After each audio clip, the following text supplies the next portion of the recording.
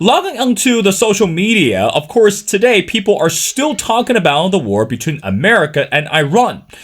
But meanwhile, we also need to pay closer attention to about the posts via social media. For example, the Prime Minister of Islamic Republic of Pakistan recently shared a strong but a unified message to the international community, and this is what the message described, and I quote, "With the greatest humility, I am pleased to announce the Islamic Republic of Iran and the United States of America, along with other allies, have agreed to immediate ceasefire everywhere, including Lebanon and elsewhere, effective immediately," end quote. Of course, there's no surprise today that despite what the social media account says or the messages from sitting US President Donald Trump, the war between Iran and America, it's actually standing at a crossroads, and especially we talk about the close of the Strait of Hormuz. President Trump previously asked for more favors or support from the international community, especially we talk about the NATO allies, but the results were rather disappointing. But little by little, throughout the media exposure, people believe that President Trump actually is hiding the truth about the war in Iran. What do we understand about that, and why is this matter getting so controversial and also complicated? Well, ladies and gentlemen, it's my great honor to invite our distinguished speaker, who's the Professor Jamsheed Choksy. Again, if you follow our show, you should be familiar with Professor Choksy's work. He's a political scientist, and also he's a great expert on regarding the matter of Iran and international affairs. Well, Professor Choksy, and welcome back to the show. Thank you so much for having me.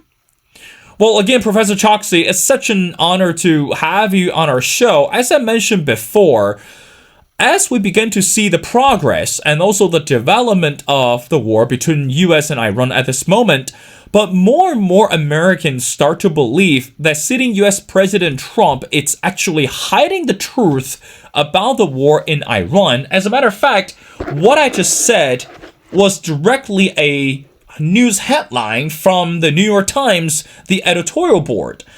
So, Professor Choksy, from your perspective, this is critical and also intriguing for us to know. And so I want to know your perspective.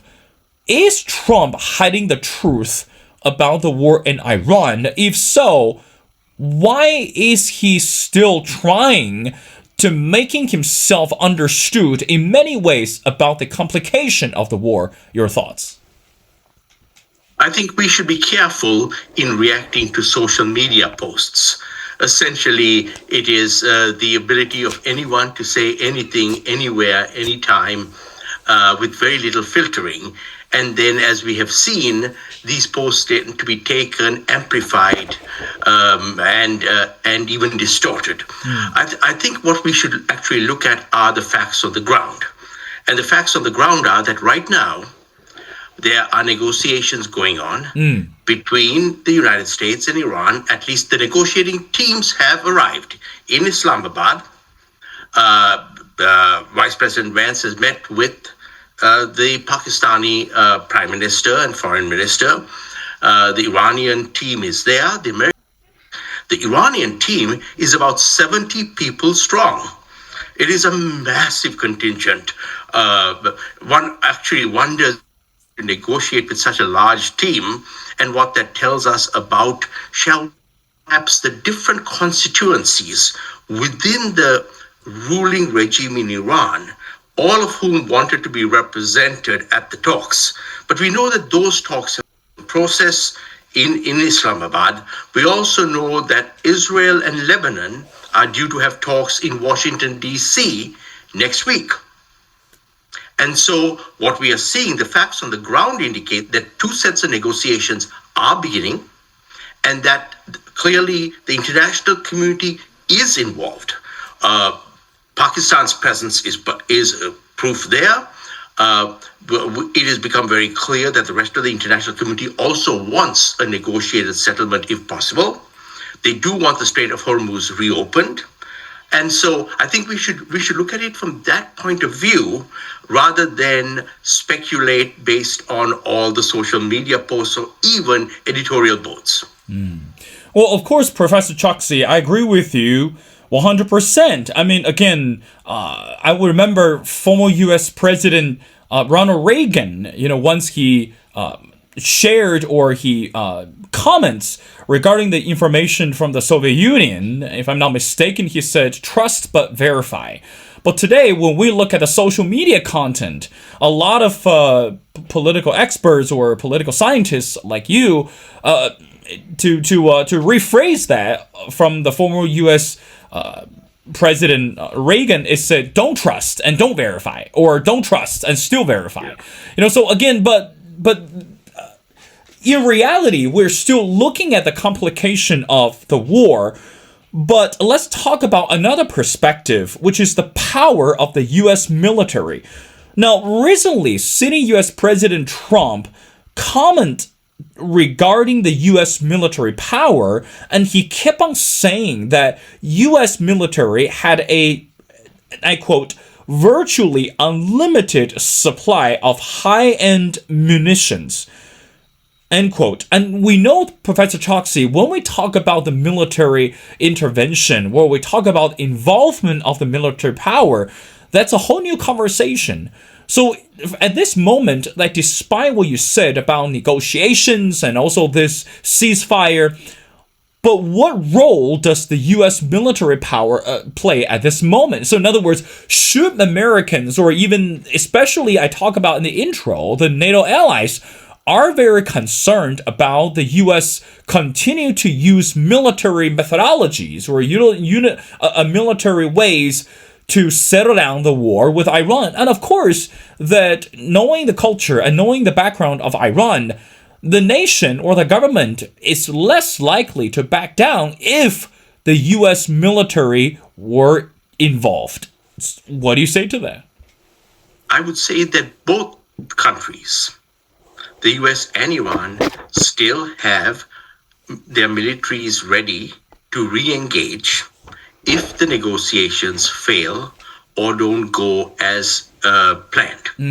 And I would say the same would be true for Israel as well. And also, let me add that the longer the Strait of Hormuz is closed, the more pressure there will be on NATO countries and on the Gulf Arab countries to get involved, whether it is diplomatically or militarily, to open the strait.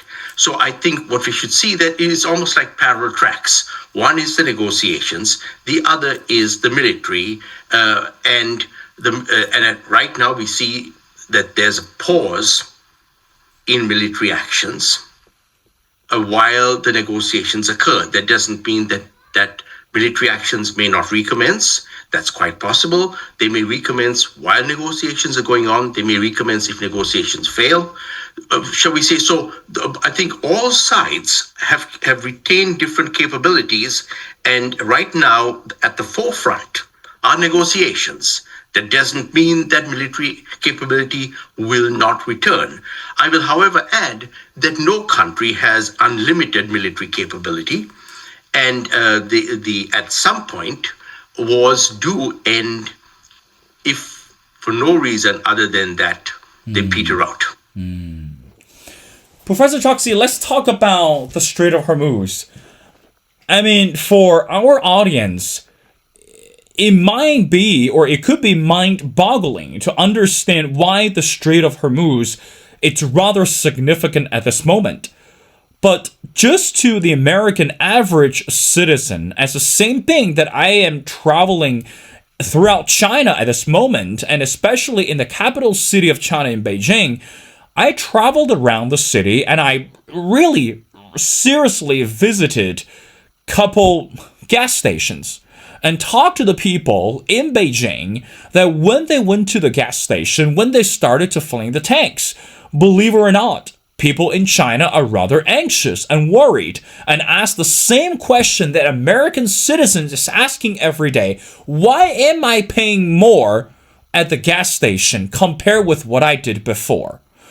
I mean, this is, again, I think the word anxiety cannot have the full measure of the confusion, of the bewilderment. So, from your perspective, what is the quick solution? Or I dare to say, is there a tangible solution for Iran to reopen the Strait of Hormuz? And also, we know that Iran and Beijing and have this a tangled relationship.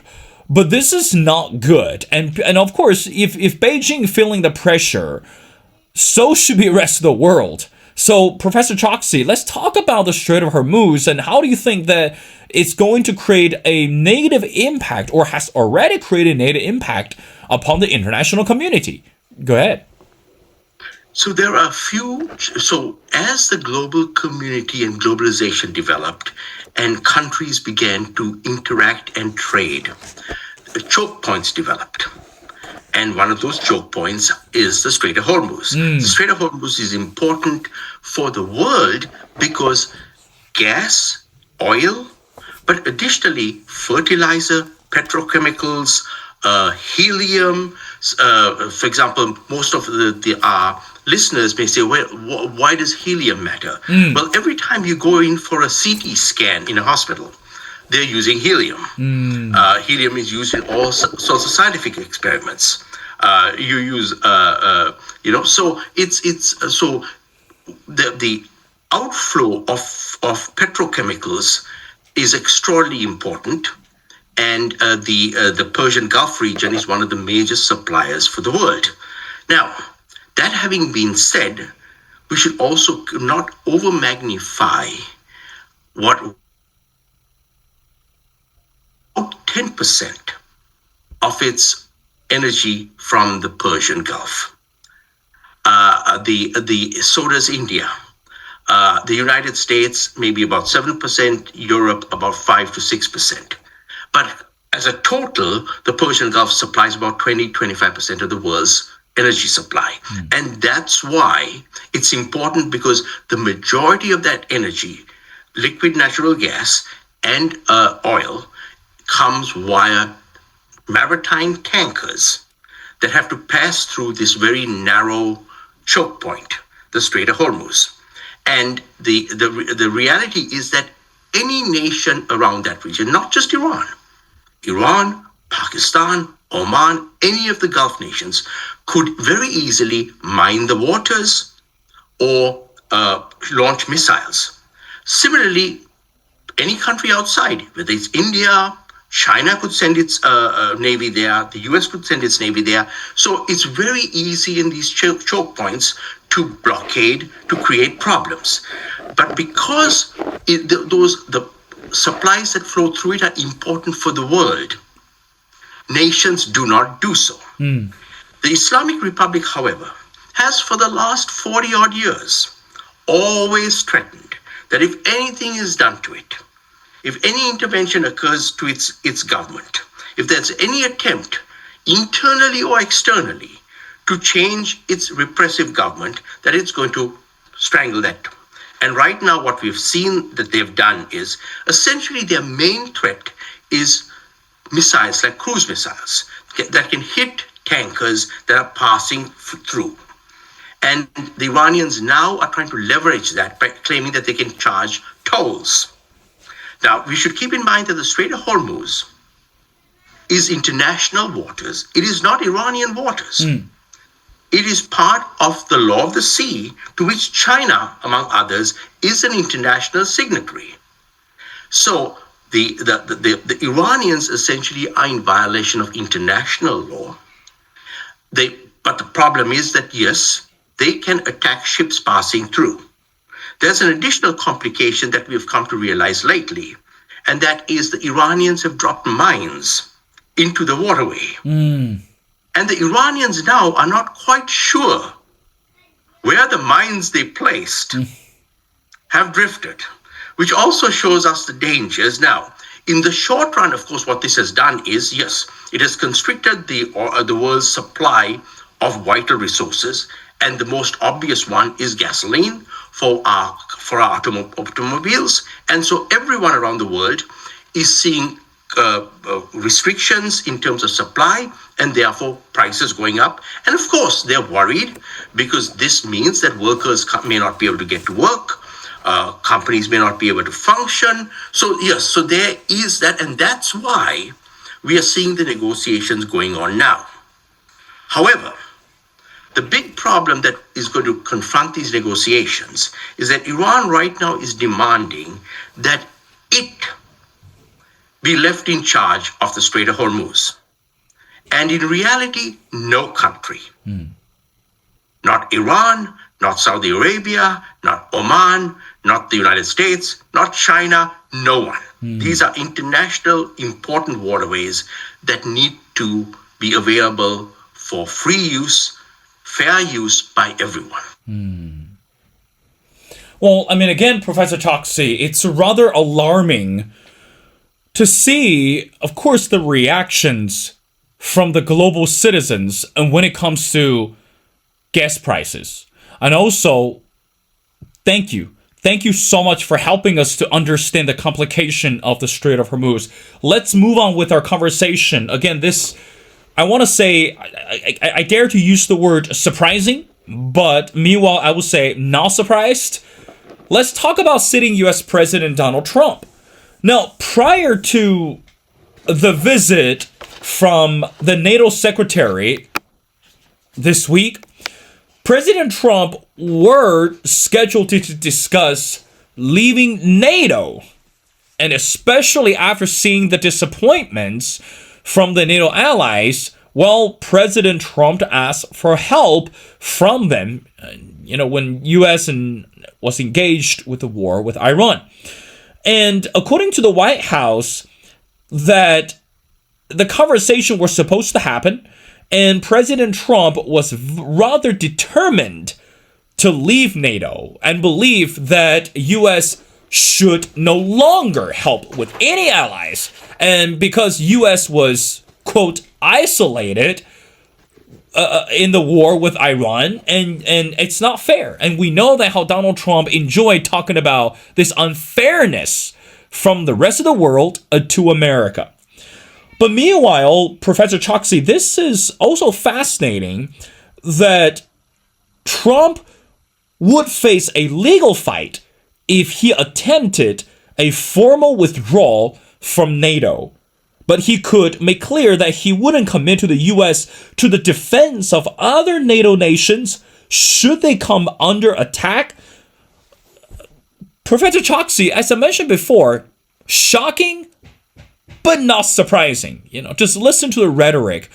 But from your perspective, why such rhetoric about leaving the NATO? And we know those are just political rhetorics, but to the NATO allies and to the European partners, this is more than the political rhetoric. We know that when Donald Trump says something, he is more likely to dig deeper and more likely to put actions behind his words.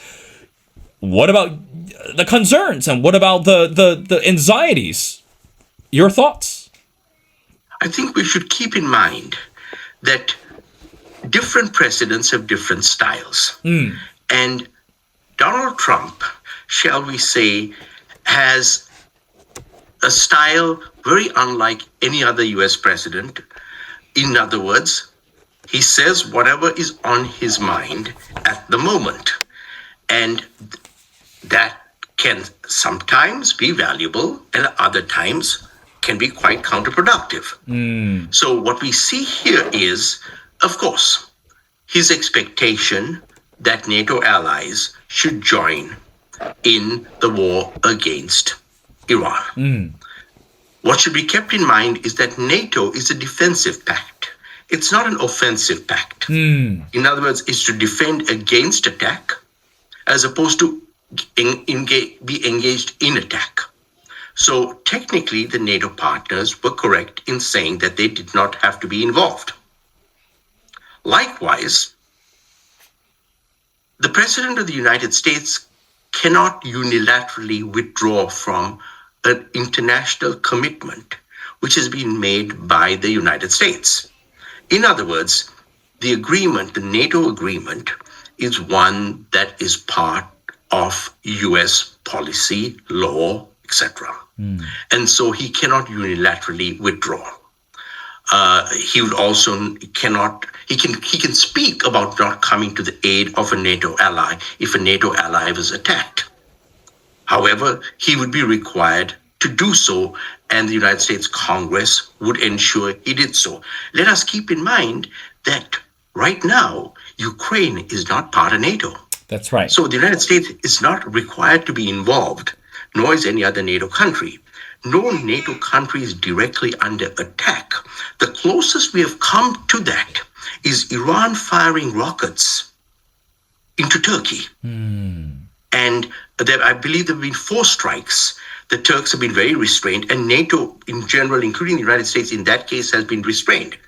Also, I believe there was a rocket strike that hit a British base in Crete. So the Iranians have been, shall we say, testing those boundaries. Clearly, if Iran were to launch a large-scale strike against any NATO country, then all NATO countries would have to be involved. So far, that has not happened. And therefore, the NATO countries do not need to be involved. Now, that does not mean that President Trump is not going to kick and scream. That is his style. And I think increasingly the world is used to it. It does create certain shocks and triggers, but I think also the world is sort of building up sort of a buffer to that. So I think we should see his words, just like he threatened to annihilate the entirety of the Iranian civilization, something that we all know, A, is not going to happen, B, he was not going to do. The American attacks that Trump has launched against Iran have been very specific. And in fact, I would argue almost too specific. They should have, for example, taken out Iranian capability to choke the Strait of Hormuz. They didn't. They focused on nuclear sites, large missile sites, etc. So I think we should separate the rhetoric, just as your show began by talking about the rhetoric in social media. We should also keep in mind that the President of the United States social media to shall we say, tell us his thoughts at the moment. And that may be imprudent, but this is the new world we live in, where everyone tells everyone everything they think about, rather than, shall we say, restrain themselves. Well, again, Professor Choksy, last time, or a couple shows ago, I borrowed a quote from the former British Prime Minister Winston Churchill, and I believe it's rather fitting today. And he used to say that America always knows how to make the best decision after exhausting all the possibilities. And when we look at the war between U.S. and Iran at this moment, I do hope and I pray that President Trump should know or ought to know how to make the best decision after exhausting, hopefully not exhausting, all the possibilities. Well, Professor Choksy, I do want to wrap up our conversation by asking you the last question. Let's talk about another, what we say, famous and also critical European leader, which is Emmanuel Macron. President Macron has been rather vocal since the war started between U.S. and Iran. And also, President Macron has been really firm about where he stands at this moment. But meanwhile, recently, President Macron commented on something not about the war between U.S. and Iran, but talk about this entire globalization. And this is what he said, and I quote, "France had sought to mobilize partners in Asia, Europe, and the Middle East, and that about 15 countries have joined in planning for a mission to help facilitate the resumption of traffic through the Strait of Hormuz when the conditions are met." End quote. Professor Choksy, we know that President Macron, it's one of the, I want to be careful, good partners with the U.S. at least on this side, despite of some of the criticism from President Trump. But from your perspective, by laying out this grand picture to mobilize partners in Asia, Europe, and Middle East, with the help regarding this, the issue of Strait of Hormuz, and when the conditions are met, what is Macron trying to say at this moment? So in other words, how do you think that this message will come across when we get to the critical issues? Your final thoughts. I think what we're hearing here is that the Europeans are ready to step in, and that Asian countries, Middle Eastern countries, in other words, again, this is a global choke point. It is a choke point that is necessary for all countries, irrespective of their political orientations, irrespective of whether they are for, against, partners, competitors, whatever, with the United States. And so what we're seeing here is that the Europeans are saying is that as soon as conditions are right, in other words, as soon as these global partners can go in to, for example, clear the mines in the Persian Gulf and the Strait of Hormuz, to make sure that there's that peaceful traffic can occur, etc. I think that's what we're saying. They're saying whether it is the negotiations that work or whether it is a resumption of war that then works out one way or the other. As soon as conditions are right to move in to assist with stabilizing the strait and the region, that the global community is ready. And I think we should see in that the notion that the United States may not be as isolated as President Trump likes to project, because also let's keep in mind, this is politics. This is also a lot of, shall we say, the way one negotiates. And so Trump's style is to claim that the United States is alone, etc., while knowing full well that there are a lot of countries that are going to be involved in ensuring that there's a successful outcome. And I think the one thing that in many ways may happen, but also is unlikely, is that it is very hard to see the world being able to accept Iran being left in control of the strait. Now, it is possible that Iran may end up in control of the strait simply because it's able to fire missiles at anything that goes by. But the greater reality is that some sort of agreement will be reached where it'll be made clear to the Islamic Republic of Iran that the world is not going to, in the long run, tolerate a threat to the global community, which is what the Strait of Hormuz has become.